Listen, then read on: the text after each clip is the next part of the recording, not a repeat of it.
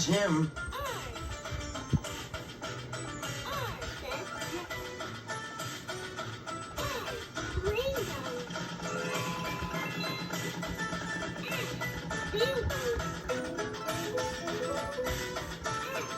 He pulled the empty coaches away, then came back for Thomas.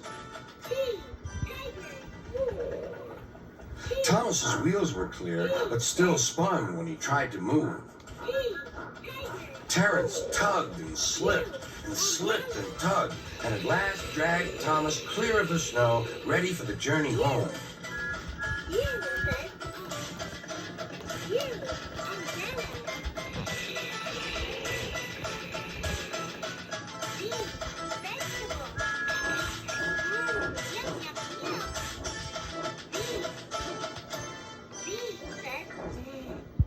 Oh, thank you, Terrence. Your caterpillars are splendid, said Thomas.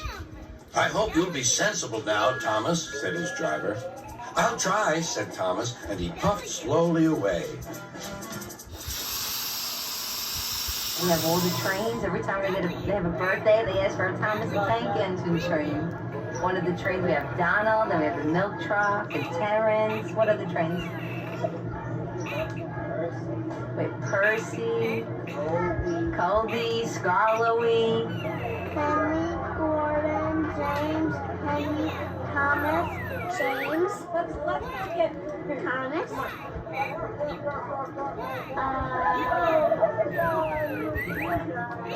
Percy. What Percy does, he backs up, backs forward, backs down, backs up, backs forward, backs down. That's what's happening to Percy. Percy helps Thomas carry a load because they're best friends. Push the letter button. Let's learn colors. Push the letter button. Red, yellow, green, blue. Red, yellow, green, blue.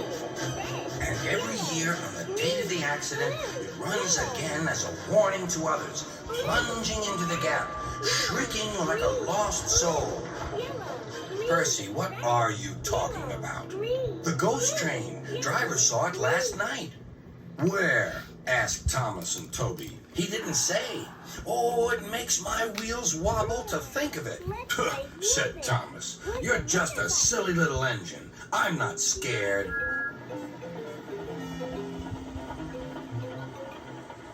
Thomas didn't believe in your ghost, said Percy next morning. His driver laughed. Neither do I. It was only a pretend ghost story. Percy was disappointed. That evening, he came back from the harbor.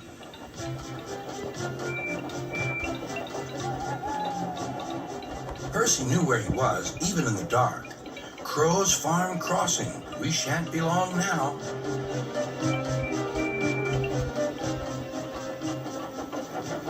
He liked running at night. The rails hummed and the signal light shone green. But a broken cartload of lime lay ahead. Sam the farmer had just gone for help.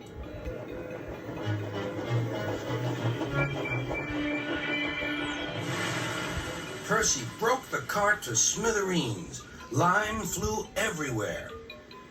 He puffed quickly to the nearest signal box. Percy's driver explained what had happened. I'll see to it, said the signalman. But you better clean Percy, or people will think he's a ghost. Percy chuckled. Let's pretend I'm a ghost and scare Thomas. That'll teach him to say I'm a silly little engine. Toby promised to help.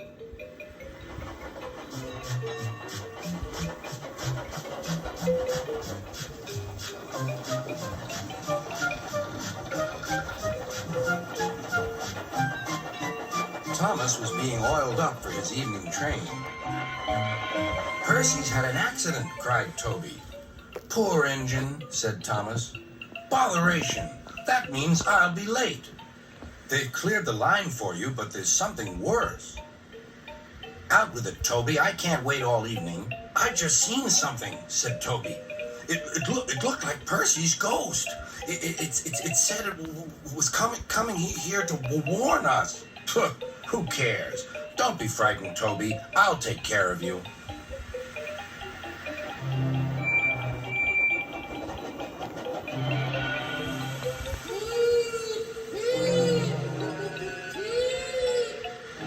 Let me in! Let me in! Well, Percy. No, not by the smoke on my chimney, chim. I'll chuff and I'll puff and I'll break your door in.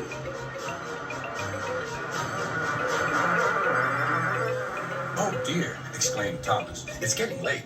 Oh, I'd no idea. Oh, I must find Annie and Clarabelle. It was morning when Thomas returned. Where have you been? Asked Toby. Well, said Thomas, I knew you'd be sad about Percy, and I didn't like to intrude. I slept in the freight shed and... Oh, sorry, can't stop. Gotta see a coach about a train. Percy was none the worse for his adventure, and was still enjoying himself enormously. He had heard everything. Well, what do you know about that? Anyone would think